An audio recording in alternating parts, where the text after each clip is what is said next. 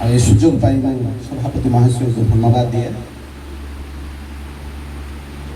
ଗତକାଲି ଆମମାନଙ୍କର ନାନୀ ସୁନାମ ଚନ୍ଦ୍ରର ମା ଗୋଟେ କଥା କହୁଥିଲେ ମୋତେ, ବାବୁ ତୋର ମା ତୋର ମା ବୋଲି କହିବାରୁ ମୁଁ ଗୋଟେ କଥା କହିଲି, ନାନୀ ସିଏ ଆମର ସହିତ ସବୁଦିନ ଅଛନ୍ତି ବୋଲି।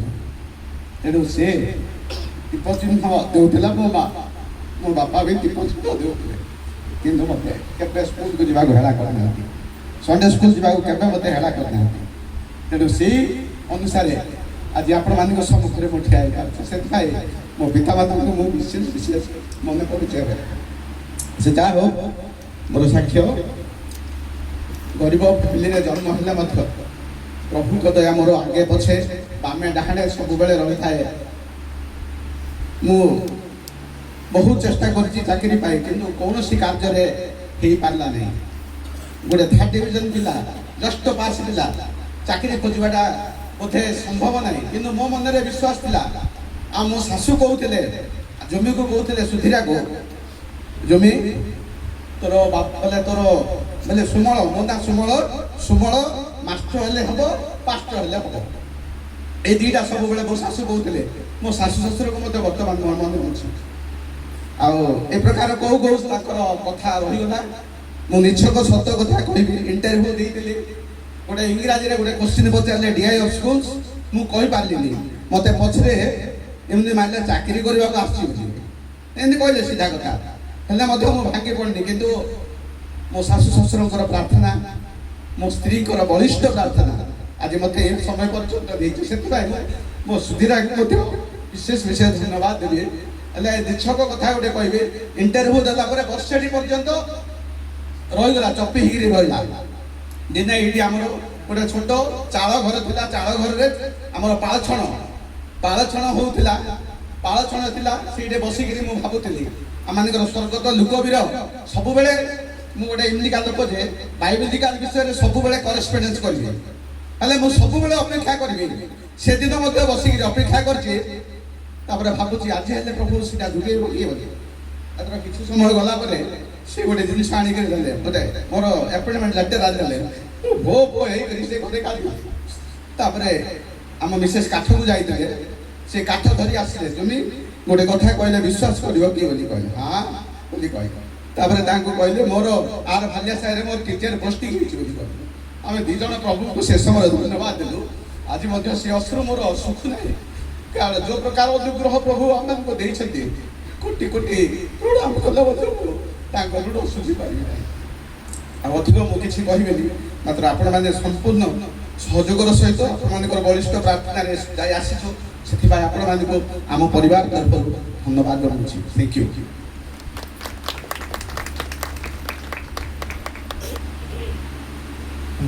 ଦିଦି ମଧ୍ୟ ଆସିବେ ଶୁଣିବା ପାଇଁ। ଯେହେତୁ ଦିଦିଙ୍କ ପ୍ରାର୍ଥନା ଭେଣୀଙ୍କ ପାଇଁ ସଫଳତା ଆସିଛି, ତେଣୁ ସେ ବି ଅଳ୍ପ ବିଷୟ ନିଶ୍ଚିତ ଭାବରେ କହିବେ।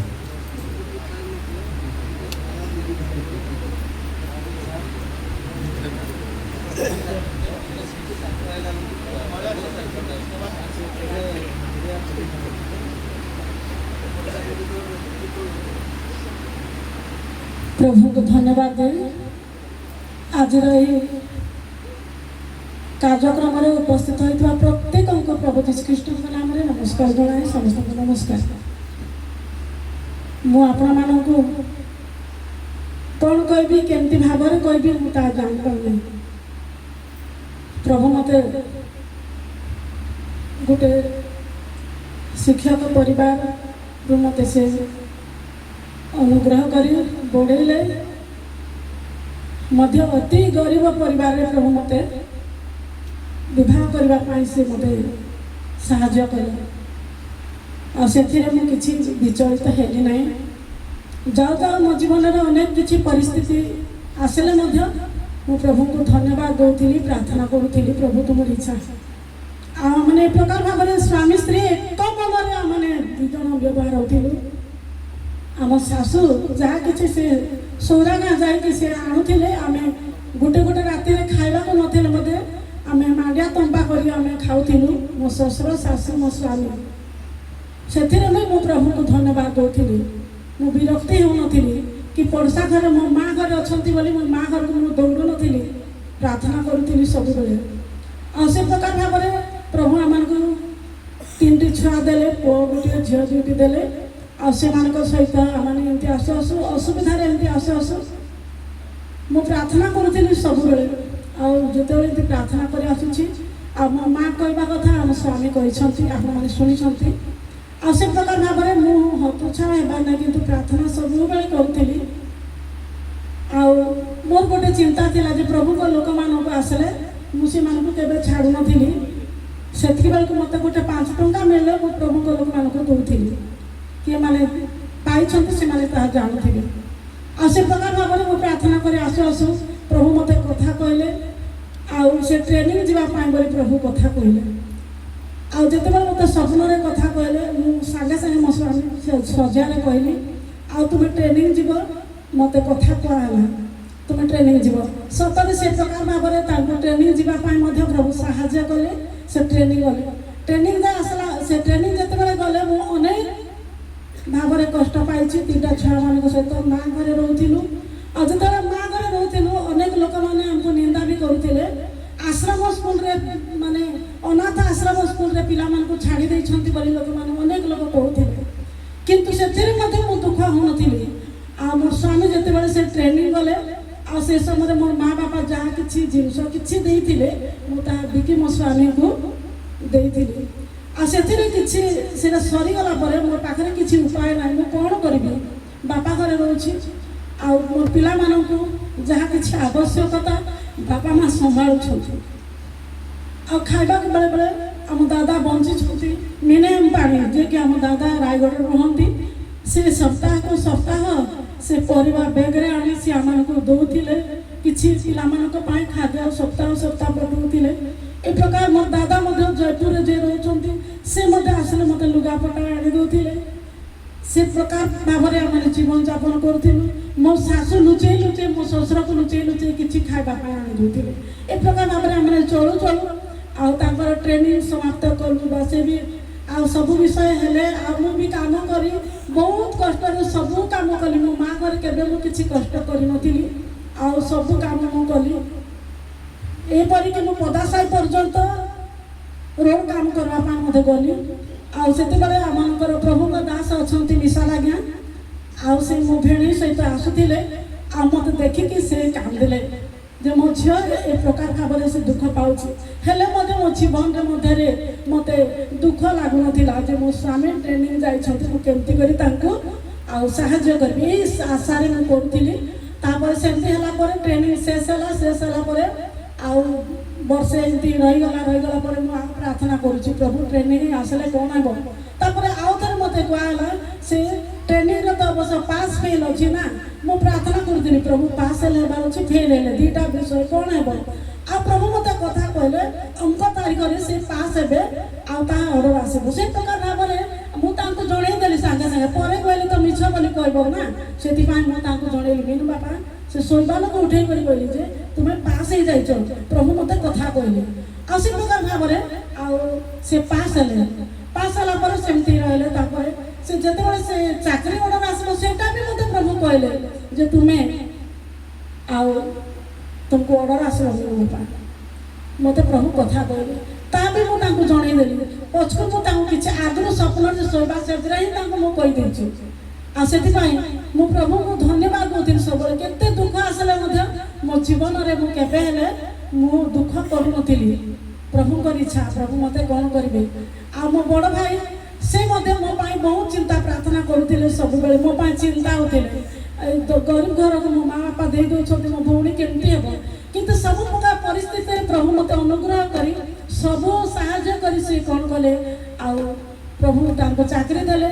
ଆମମାନଙ୍କର ଘର ବି ନଥିଲା, ଆମ ଘରର ଅବସ୍ଥା ବଡ଼ ଆଉ କଷ୍ଟ ହେଇଥିଲା, କିନ୍ତୁ ପ୍ରଭୁ ଅନୁଗ୍ରହ କରି ଆମମାନଙ୍କୁ ଘର ଉପରେ ଘର ବାନ୍ଧିବା ପାଇଁ ମୋତେ ସେ ସାହାଯ୍ୟ କଲେ। ତାଙ୍କର ଦୟା, ଆଉ ସେଥିପାଇଁ ମୁଁ ଧନ୍ୟବାଦ ଦେଉଛି।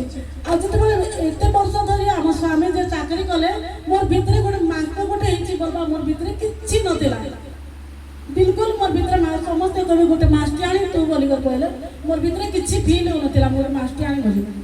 ଆଉ ଯେତେବେଳେ ସେ ରିଟାୟାର ହେବେ ବୋଲିକରି 2 ମାସ ପୂର୍ବରୁ ସମସ୍ତେ ରିଟାୟାର 2 ମାସ ଅଛି 2 ମାସ ଅଛି ଗଲା ମୋର ମନ ପୁରା କଷ୍ଟ ହେଲା ମୋତେ ଆରେ ମାଷ୍ଟର ହେଇଥିଲା ମାଷ୍ଟର କି ରିଟାୟାର ହେଇଯିବ ସେତିକି ବେଳେ ତ ମୋତେ ମନେ ଆଇଲା ଏତେ ବର୍ଷ ଯାକ ମୁଁ ମାଷ୍ଟର ସ୍ତ୍ରୀ ବୋଲି ମୋର ଭିତରେ ନାହିଁ କିନ୍ତୁ ମୁଁ ପ୍ରଭୁଙ୍କୁ ଧନ୍ୟବାଦ ଦେଉଥିଲି ପ୍ରଭୁ ଅନେକ ଯାତନା ଦେଇ ଆମମାନଙ୍କୁ ସେ ସାହାଯ୍ୟ କଲେ ପ୍ରଭୁ ମୃତ୍ୟୁରୁ एक्सीडेंट मो स्वामी मो पुआ एकाथर के से माने कबर को चली जिबा कथा किंतु प्रभु से माने को अनुग्रह करी बंचे हमको आज पर्यंत कुशलता दे छ सेति पई मो प्रभु को धन्यवाद दोछि आ जते बेले से आ रिटायर हे जिवे सेते बेले आमे कोन कर बोली एटा मोर भीतर को आसा एते वर्ष जाक मो गोटे मास्टरानी बोली मोर जीवन रे गोटे भी आ खुशी नथिला मो मास्टरानी जे मो मास्टर कन्या एंती मोर भीतर नथिला मु समस्त साथ साधारण सेमती भाव में चलुती किंतु जिते से रिटायर हे आ भावुली आ गोटे 2 वर्ष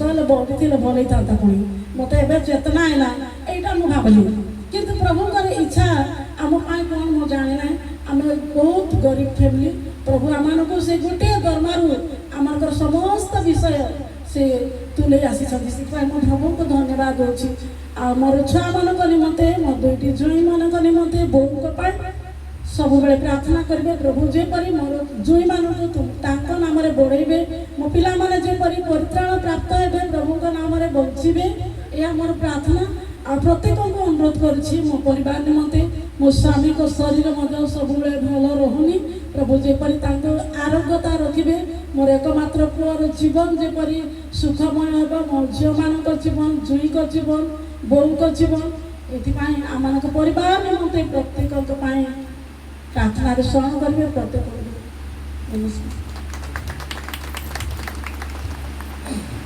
धन्यवाद 2 जनकर साक्ष्य अति गुरुत्वपूर्ण एवं आकर्षणीय भिने जो मत कहले प्रार्थना करने विषय मत गोटे